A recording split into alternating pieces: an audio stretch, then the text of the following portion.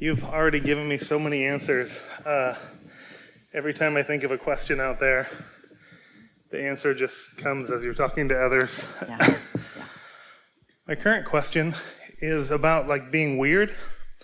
I really value being weird, being oppositional, being different. When I see people that are either have tattoos or they go to Burning Man or I like to watch videos on YouTube of people jumping off of cliffs or whatever. I want to be that. I want to be the weird one. And a lot of my friends think that I am, but I want even more of it. But I'm ashamed. To give an example, what if I were to be really weird? What if I wanted to get naked right now? That would be too weird. So I want to be weird, but I want to be sane and safe. And I just don't know where to draw the line.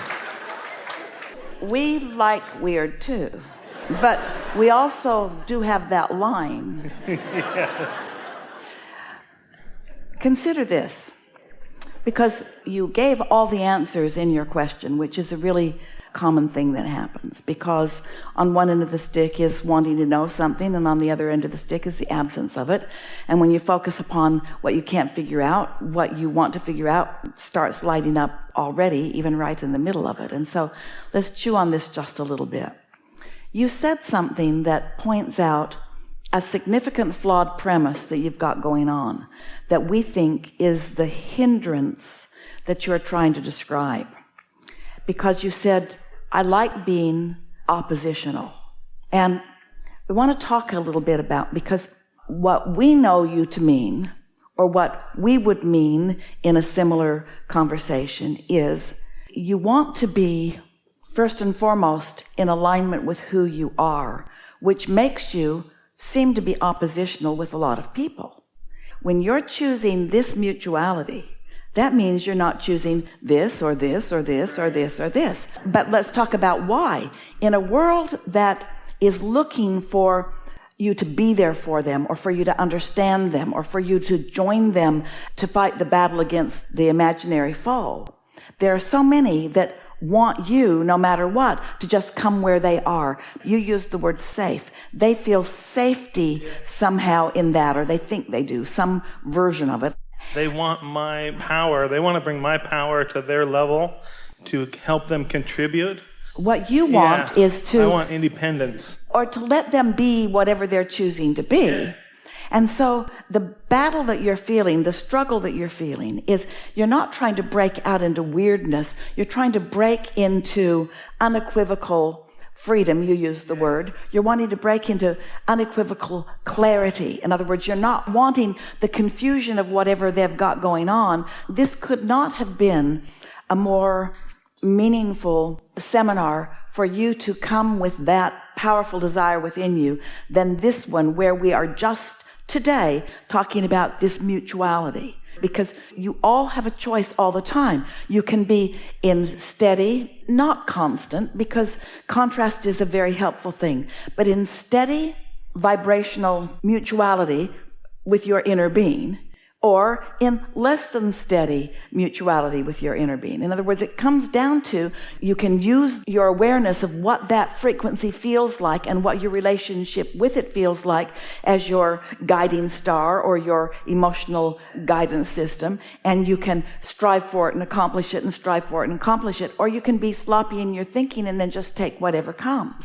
And most people are not reaching for that, but you innately know when you are not there. So what's come from that, we're going to hear you in just a moment, but what's come from that is that you've come to call this mutuality weird, and just resonating with anybody else who's reaching for you in any other way, normal. And you were really born to be weird.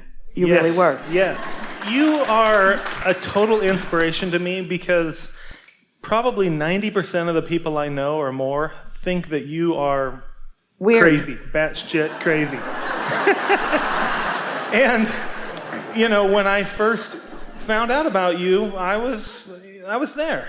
But I have come to learn that you not only are weird in a good way, like you're living your dream and you're unique and you're powerful and you are who you are, but I've also come to learn that you're doing it safely. Like what you do is okay. You're not breaking any laws. We are not oppositional. Yeah, even though the 90% of the people... But hear that, we are not oppositional. We are in alignment with what we are in alignment with, and we are pushing against no one. Yeah, I want to learn how to do that. I want to learn how to be myself, but also not be afraid of those 90% of the people that won't like it, and also not, break any laws or do anything unsafe. If you want to think about it in a practical sense, what does finding mutuality with them get you? Can you ever think of a positive outcome from you lowering your vibration and joining someone else in resistance?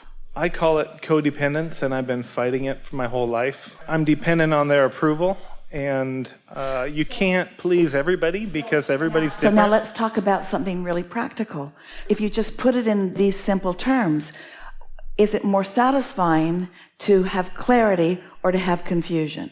Is it more satisfying to have love or hate? If you just ask the satisfaction question for a little while, you'll come to realize that it all adds up. It's all consistent. Your true power is in alignment. We've been saying that for a while, that when you are really in sync with who you are, there's a leverage in that, and you can feel it.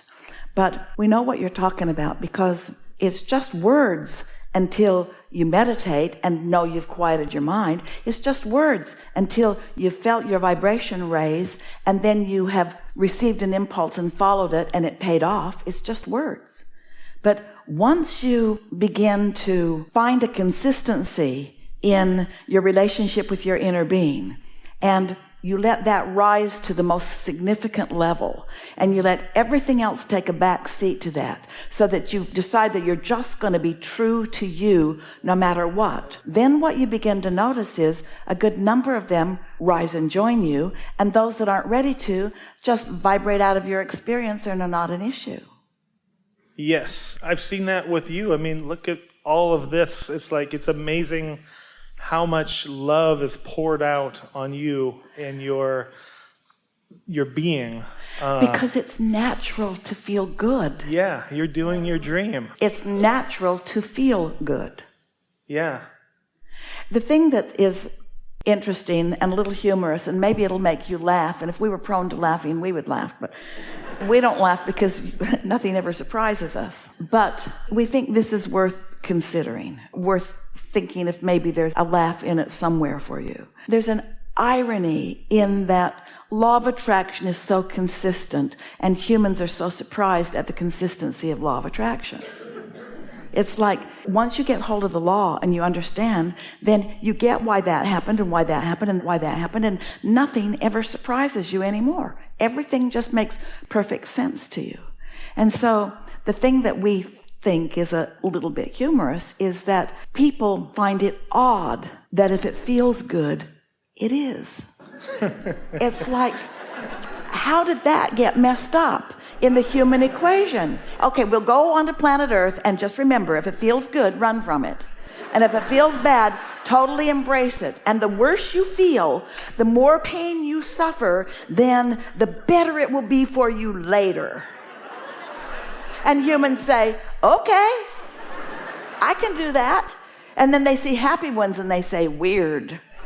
And they say miserable ones and they say life. I feel like I know 100 ways to feel good, and I feel good all the time. I'm great at feeling good, but I'm also great at feeling guilty that I feel good. And I think, what would my family think of me? And you call us batshit crazy.